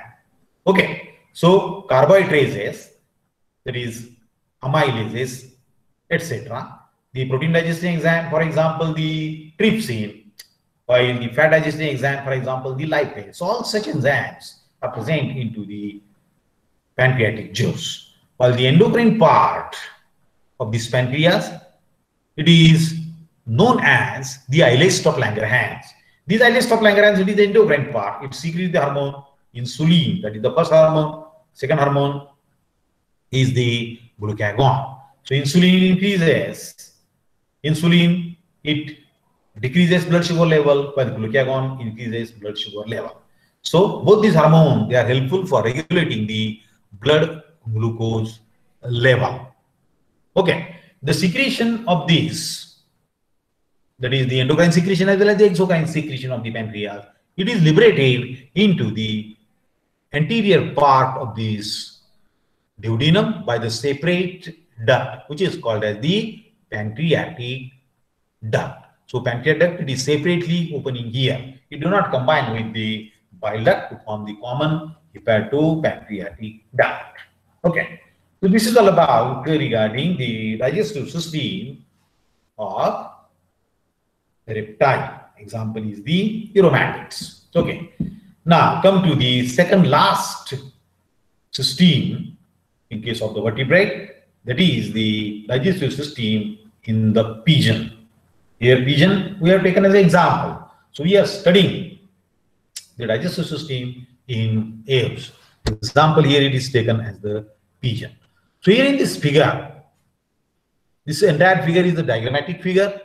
The bird is shown which is without the feather, only outline of the bird is shown. So these are the wings, head region with the eyes, neck, this is the abdomen, okay, and these are the legs along with the claws. So this is only outline, it is shown with the dotted line. Figure दिसते ना सगळ्यांना slide वरची? Yes, sir. Okay. Now come to the system. Here in case of the bird, beak is present, beak. Okay. In spite of the upper jaw and the lower jaw, here both the jaws are modified into the beak or the bill. So the presence of beak is the speciality of the bird. Okay. So upper beak and the lower beak is there, and the mouth leads into the buccal cavity. Further, this buccal cavity further continues into the esophagus. Esophagus, it is much longer tube. Why it is longer? Because the neck is very well developed in the bird. Further, this esophagus, it broadens. It forms the two globular lobes. It gets dilated and it is converted into the spatial structure which is known as the crop. This is called as the crop. Further from the crop, again the tube starts, and that tube, it further again it dilates into the gizzard. So this gizzard as well as this proventriculus, both the structure, it form the stomach. So the stomach consists of the gizzard and the proventriculus. So here in the gizzard, deliberately eaten some hard structure or the pebbles, these are present inside. So gizzard is useful for grinding the food material, and with the help of the pebbles, the food is grinded. That is the grains are grinded with the help of the rhythmic activity, contraction relaxation of the gizzard and the pebbles which are present inside. Pebbles म्हणजे छोटे छोटे जे खडे आहेत, हे खडे जे पक्षी आहेत ते पक्षी गिळतात आणि हे खडे या गिझाडमध्ये असतात आणि ते एकमेकावर आपटले की जे खाल्लेलं अन्न आहे जे ग्रेन्स आहे हे ग्रेन्स मऊ झाले की ते फुटतात. So that is the role, that is the grinding of the food material is carried out into the gizzard. From the gizzard onward, there starts the small intestine. The small intestine, it initially forms this U-shaped loop. Okay, that is the duodenum. Then it further continues into this ileum. This ileum, it further joins with the large intestine at the joining point. Here, two outgrowths are seen. These are called as the rectal cecum of the unknown function, and this is the rectum. You know that this rectum, it further opens into the common chamber, that is the cloaca. And here, at the cloaca region, one outpushing is there. This outpushing is called as the bursa fabrici. This is the bursa fabrici. This is a small outgrowth is there, and the outer opening of the cloaca, it is called as the cloacal aperture. So this alimentary canal, it is much compact in the bird. You know, in case of the bird, the system is compact and the bird is also compact. You know that which bird is called as the smallest bird in India? Smallest bird कोणता भारतामधला? Humming bird. Humming bird. Okay, humming bird smallest आहे बरोबर. त्याच्याच बरोबर एक सारखा चिमणी सारखा दिसणारा एक बर्ड आहे काय, त्याचा शोध तुम्ही घ्या नेटवर. कोणता बर्ड आहे तो पहा की ज्याची चोच ही पिवळसर आहे आणि तो चिमणीपेक्षा सुद्धा म्हणजे हमिंग बर्ड पेक्षा सुद्धा अजून छोटा आहे. Okay, which is the largest bird in India?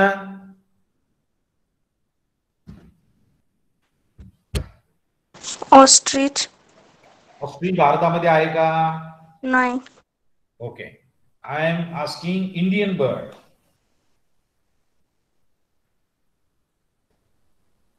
सांगा, माळरानावर तो सापडतो, रेगुरीला आहे. Bustard eagle. Great Indian mustard, ज्याला मराठीमध्ये आपण माळढोक पक्षी असं म्हणतो, तो सगळ्यात लार्जेस्ट बर्ड आहे इंडिया मधला. आणि स्मॉलेस्ट बर्ड तुम्ही हमिंग बर्ड सांगितलाय, तो स्मॉलेस्ट आहे. अजून एक बर्ड आहे, इंटरनेटवर तुम्ही तो पहा कोणता आहे तो. मी तुम्हाला आयडिया दिलेली आहे की ज्याची चोच एकदम पिवळसर आहे, फ्रुगीवोरस आहे, फ्रुट्स खातो तो, फ्रुट्स. आणि चिमणीपेक्षा म्हणजे हमिंग बर्ड पेक्षा सुद्धा तो अजून छोटा आहे. So this is regarding the alimentary canal. Now come to the digestive gland. Here digestive gland as usual it is the liver and the pancreas, but as the bird is very compact, the liver is also much compact in nature. So this patch, dark patch, it indicates that this one is the liver. Okay, have you seen here any gallbladder? Have you seen? Is there in bladder is present?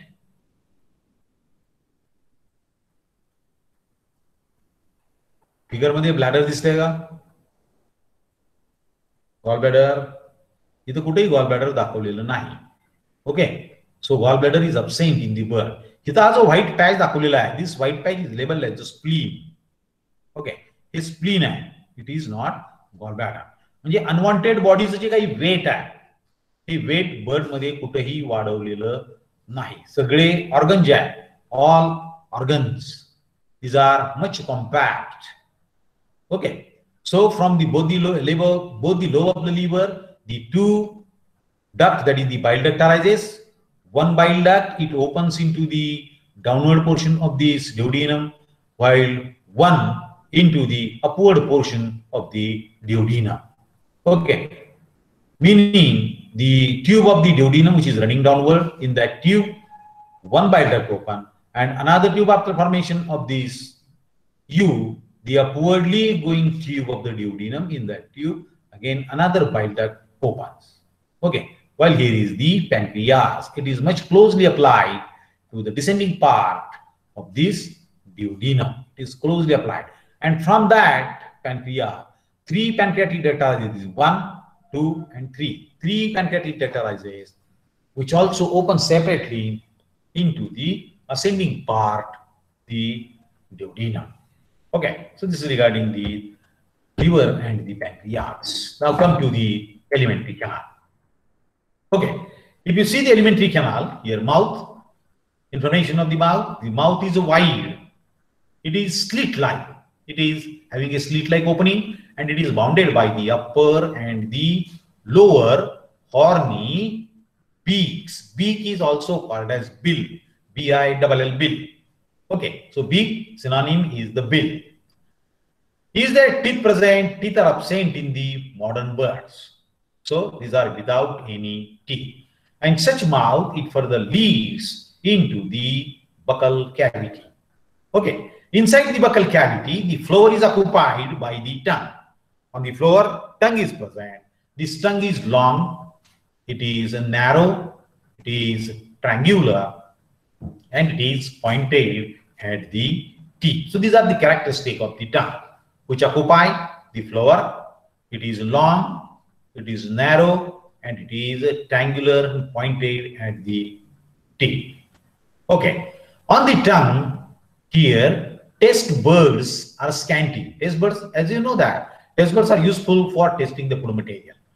But if you see the feeding of the bird feed very hurriedly. So you do not taste the food.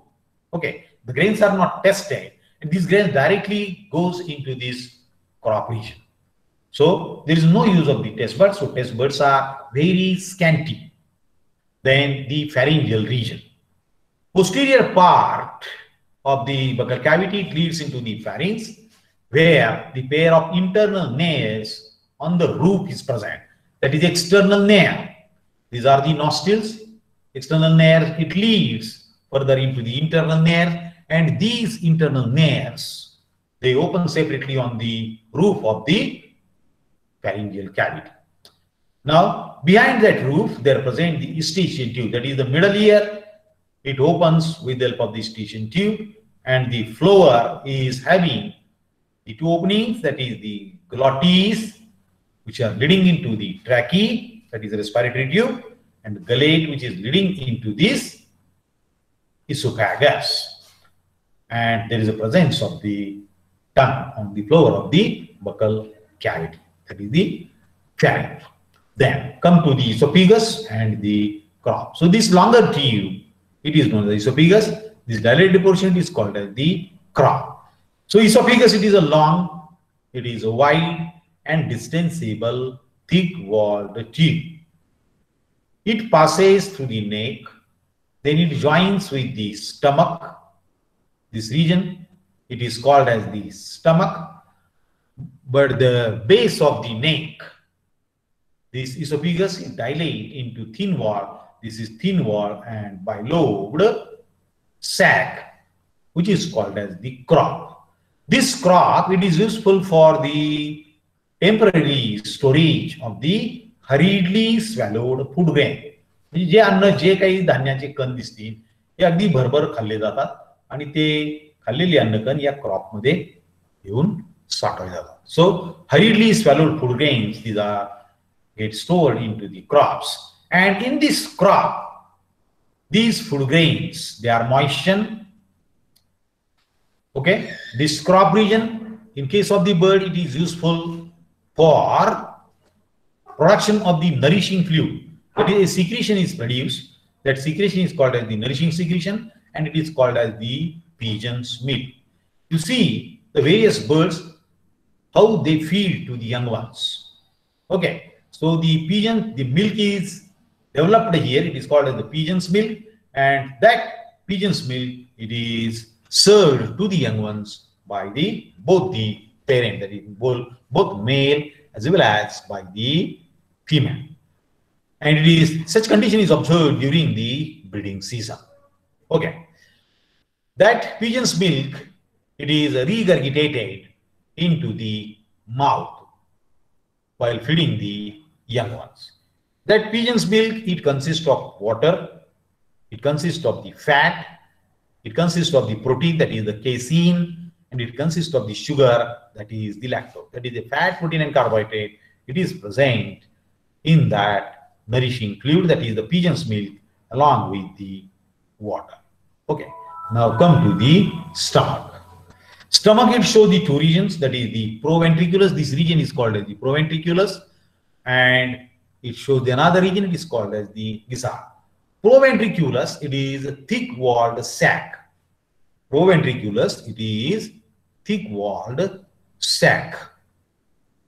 Okay, it is broader than the esophagus, and further it secretes the gastric juice. So the role of the proventriculus is the secretion of the gastric juice. Then further it is converted into the gizzard. Gizzard, it is a thick wall. It is the musculature is very well developed into the gizzard. It indicates it is thick wall. Then it is a laterally compressed structure, and this gizzard, it is basically useful for grinding the food material. The grinding of the food material, it is carried out into the gizzard. Now come to the small intestine.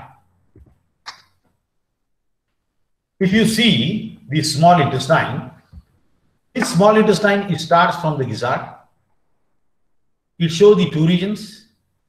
That is initial portion, that is the proximal portion is called as the duodenum, and the distal portion is called as the ileum. So small intestine, it is narrow tube of about 75 centimeter long. So entire small intestine, in case of pigeon, it is about the length of the 75 centimeter, and it is divided into the anterior duodenum forming the U-shaped loop, and the posterior coiled portion is called as the ileum. Let us consider information of duodenum. This duodenum, it starts from the pyloric wall. Okay, so at the end of the gizzard, the pyloric wall is present, and from that pyloric wall, there starts the U-shaped loop, which encloses the pancreas. It is called as the duodenum. It receives 3 ducts from the pancreas and 2 bile ducts from the liver. This is one bile duct from right lobe, another bile duct from the left lobe of liver, and these are the 3 ducts which are arising from the pancreas. Come to the ileum. Ileum, it is very long. It is coiled tube. It is long and coiled tube. Internally, it shows the presence of villi. If you see the transverse section, it shows the innermost layer, that is mucosa. It's followed by submucosa, the muscularis mucosa, and the outermost layer, it is called as the serosa. So the inner layer mucosa, it shows the folded nature, and it shows the presence of the villi, which increases the area for the secretion, area for the digestion, as well as area for the absorption of the food material. Now come to the large intestine. Large intestine, in case of bird, it is much shorter, and at the junction of the small and the large intestine, a small outgrowth, a conical blind outgrowth or pouches, it come out. So these are the 2 pouches. These are called as the rectal cecae. This rectal cecae probably useful for absorbing the water. So 2 parts of the large intestine are there. This anterior part is called as the rectum, and this rectum portion, it is further followed by the cloaca. Okay. Now let us consider information of rectum. Rectum, it is very short. It is only 4 centimeter in length, and further it opens into the cloaca, and that opening, it is guarded by the anal sphincter or the cloacal sphincter. Then last portion, it is known as the cloaca. This chamber, dilated chamber, it is called as the cloaca. Cloaca, it is similar to the reptile, that is tripartite. That means it is divided into 3 chambers. Anterior chamber, it is called as the copropodium. It receives rectum. Middle chamber is called as the urodeum. It receives ureter, genital duct. And the posterior chamber, it is called as the proctorium, which receives, and it opens outside with the help of the cloacal aperture. So at the junction here, a small outgrowth arises. This outgrowth, it is the lymphatic tissue, which is called as the bursa fabrici, okay, which is coming out from the proctorium. The function of the bursa fabrici, that is the lymphatic structure, it is not known. Come to the digestive glands. First largest digestive gland, it is the liver. Liver, it is bilobed, it is dark red. The right lobe and the left lobe, these are the 2 lobes. One structure, that is the gallbladder, is absent in the birds. One bile duct arises from each lobe of liver. It opens separately into the U-shaped duodenum. That is, left bile duct, it opens into the proximal chamber, while the right duct it opens into the distal chamber of the duodenum. And come to the pancreas. Pancreas, it is diffuse, it is reddish colored gland, it is much compact, and it is present in between the two arms of the duodenum, that is the distal limb as well as the proximal limb of the duodenum. This gland is both exocrine as well as the endocrine gland. Exocrine part, it secretes the pancreatic juice, which is secreted by the pancreatic acinia, and the endocrine part is formed by the pancreas. It is formed by the islets of Langerhans, which show the presence of the alpha, beta, and the delta cells. Okay, so the alpha cells, it secretes the glucagon. The beta cells, it secretes insulin, while the delta cells, it secretes the somatostatin hormone. So this endocrine part, that is the islets of Langerhans, whose secretion is the insulin and the glucagon, it maintains the blood glucose level. Insulin, it decreases the blood glucose, while the glucagon, it increases the blood sugar level. So both the hormones, they are useful for maintaining the glucose level of the blood. Okay, so this is all about regarding the comparative account of the digestive system in case of the fishes and digestive system in case of the reptiles and digestive system in birds. Okay, thank you. Difficulty असेल विचारा मला.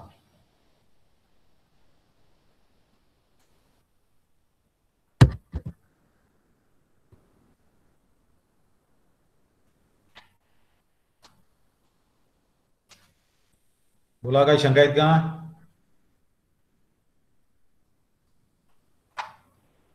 Sir नंतरचा PDF मिळेल ना? हो, पाठवूया ना. पाठवूया. अजून काय? ठीक आहे. ओके ओके, ठीक आहे. करा स्पर्धेची तयारी तुमची. त्यांनी भाग घेतला त्यांनी. हो सर, थँक्यू. ओके, थांबू का मग? हो सर.